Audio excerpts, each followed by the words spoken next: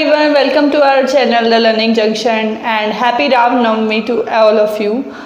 So in this video I am going to start with a new chapter, that is chapter 15, probability. So probability my dear learners is nothing but chance. जैसे हम बोलते ना कि weather को आपने देख लिया तो आप बोलते हो कि most probably it will rain today, या most probably it will be a sunny day, या most probably wind going to be blow or the weather will be bad. So these are all chances. ये जब chance की बात आती है तब हम एक टर्म यूज़ करते हैं जिसको बोलते हैं probability.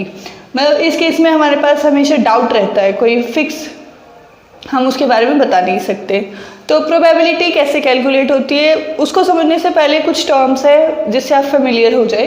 First is trial. Trial क्या है? कोई भी एक्शन है जिससे कि आपको आउटकम मिलता है. आउटकम क्या होता है? रिजल्ट. और इवेंट, इन दोनों से क्या बनता है? Event. Event is nothing but collection of outcomes of experiment. Experiment in a sense, जैसे आप एक सिक्का उछालते हो तो सिक्के के दो ही पहलू होते हैं, one is head and one is tail. तो या तो उसमें हेड आएगा या फिर उसमें टेल आएगा. अब मैंने बोला कि इफ़ आई टोस्ड अ कॉइन, ठीक है, मैंने एक कॉइन को टोस किया. अब मैंने आपसे पूछा कि बताइए उसकी प्रोबेबिलिटी क्या है कि उसके पास एक हेड आएगा या उसके पास एक टेल आएगा.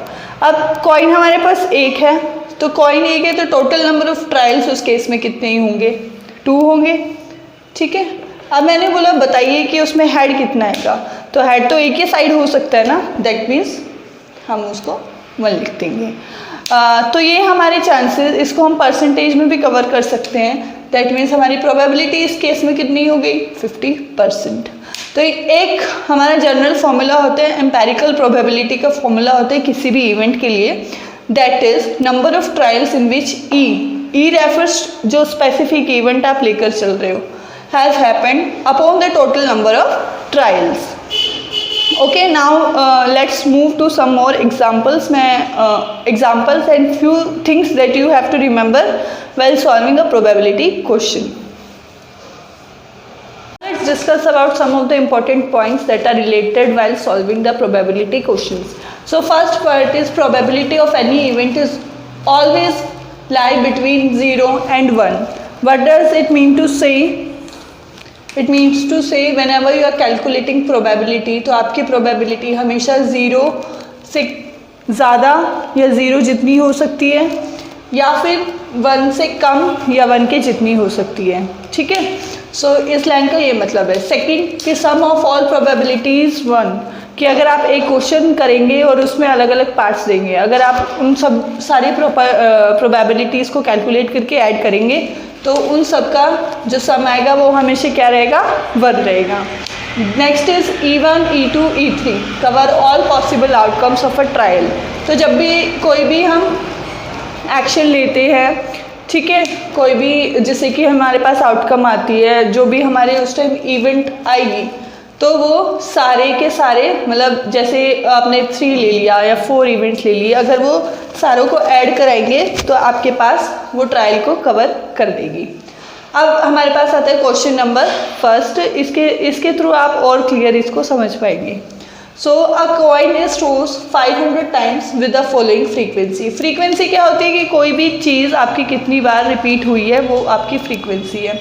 तो इसमें क्वेश्चन ये है, क्वेश्चन में क्या दिया कि एक सिक्का है, उसको 500 बार उछाला गया है, उसको टॉस किया गया है, जिससे कि आपके पास जो आउटकम्स निकल के आए हैं वो ये है. हेड उसमें कितनी बार आया है? 250 टाइम्स आए हैं. और टेल उसमें कितनी बार आया है? 250 टाइम्स आए हैं. अब पूछा गया है compute the probability of each question, each event.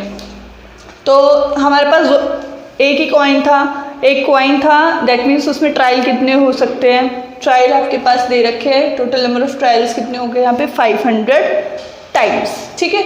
और इवेंट इसमें 2 ही हो सकती है, या तो उस टाइम हेड आया होगा या फिर टेल आया होगा. राइट. तो हम क्या करेंगे, सबसे पहले हम इसको दिखाएंगे कि let us denote the probability of getting a head और अ टेल. क्योंकि हमें पता है इसमें सिर्फ 2 ही रिजल्ट डालने हैं, तो हम उस इवेंट को, उस प्रोबेबिलिटी को इन कैपिटल लेटर से डिनोट कर सकते हैं. या तो यहाँ पे मैंने E और F से किया है, आप चाहो तो लिख सकते हो E1 और E2. Okay. Now moving on. Now let's see probability of getting head, so you will write number of heads, कितनी बार आपके हेड आए हैं और इसकी टोटल नंबर ऑफ ट्रायल्स, और आपका ट्रायल्स कितनी बार हुए हैं। तो नंबर ऑफ हेड्स हैं आपके 250 टाइम्स और ट्रायल्स कितने हुए हैं 500। We will calculate the value, so it is 1/2। 1/2 को आप डेसिमल फॉर्म में करेंगे या फिर उस फॉर्म में करेंगे तो आपके पास रहेगा 50। लाइकवाइज अब हम प्रोबेबिलिटी निकाल रहे हैं फॉर टेल्स कि टेल्स कितनी बार आया है। तो probability of finding the tail, then number of tail, then total number of trials. Trials आपके पास दोनों ही केसेस में कितने माने जाएंगे 500 माने जाएंगे। So number of trials is 500, so we will calculate it, again you will get the same value 0.50।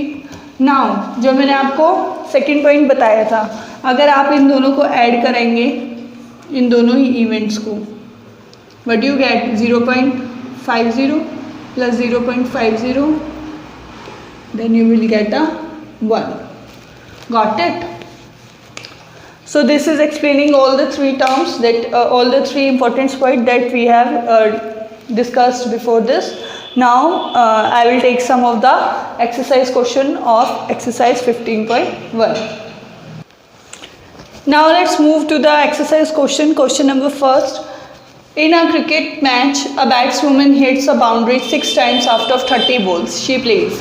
Find the probability that she did not hit the boundary. तो इस क्वेश्चन में क्या बोला गया है कि एक क्रिकेट मैच चल रहा था जिसमें एक बैट्सवुमन ने बाउंड्री पे बॉल्स कितनी बार टच करवाई, like 6 times out of 30 balls, की 30 बॉल्स पे उसके 6 टाइम्स गई। तो आपको क्या फाइंड करना है, आपको प्रोबेबिलिटी फाइंड करनी है कि when she did not hit the boundary. So it's very easy. So first of all total number of trials इसमें कितने हैं, so total number of trials है हमारी 30 balls, ठीक है, trials that is 30. Now number of times when she hit ball,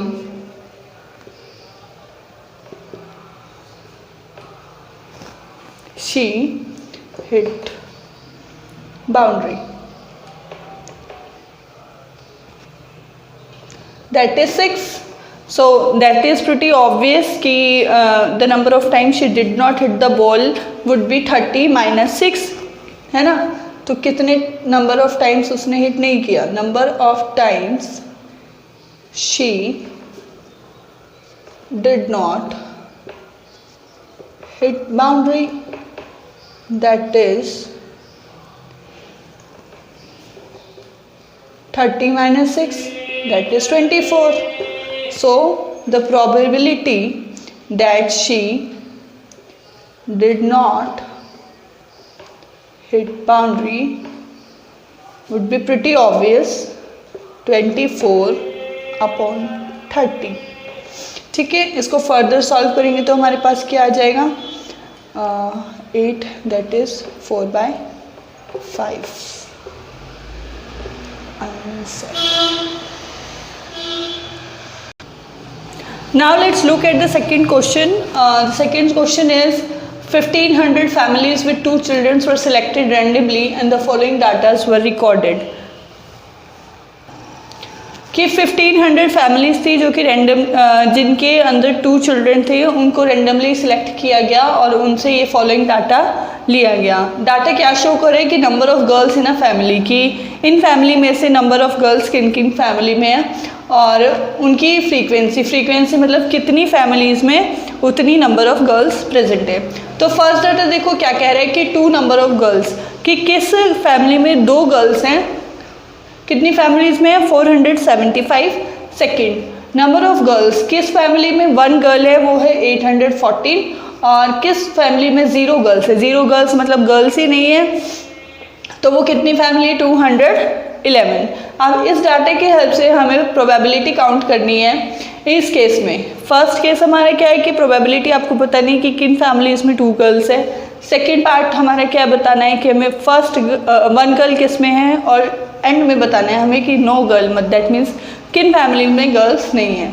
तो हमारे पास total number of families कितनी है, 1500 है। तो इसी को हम बेस लेके प्रोबेबिलिटी कैलकुलेट करेंगे, ठीक है। सो फर्स्ट पार्ट, इसके लिए मैंने क्या लिया है, let us denote the events. तो ये तीनों ही इवेंट्स के लिए मैंने अलग अलग सिंबल्स यूज़ किए हैं। Like for getting 2 girls I am getting E1, for getting 1 girl E2, for no girls we are selecting E3।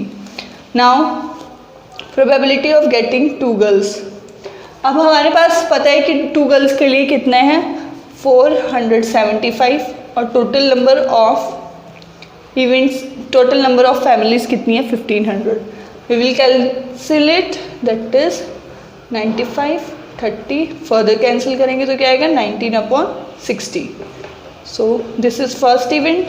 And for second event, अब देखिए 1 गर्ल के लिए हमारे पास क्या है, 840, total number of families 1500। Further इसको सॉल्व करेंगे तो क्या आएगा हमारे पास, that is 750/407, so 407/750। Now for third, in the condition of no girls, 211/1500, and I suppose this is the simplest form. तो हम इवेंट्स को ऐसे लिखकर उनको सिंपलेस्ट फॉर्म में कन्वर्ट करेंगे। और फॉर योर वेरिफिकेशन आप इन तीनों इवेंट की जो प्रोबेबिलिटी आई है उनको ऐड करके देखिए। अगर आपका आंसर 1 आ रहा है दैट मीन्स आपने बिल्कुल सही कैलकुलेट किया है। I hope you will find this video useful, and if you want to learn any another topic, please let me know in the comment box. Thanks for watching and happy Ram Navami.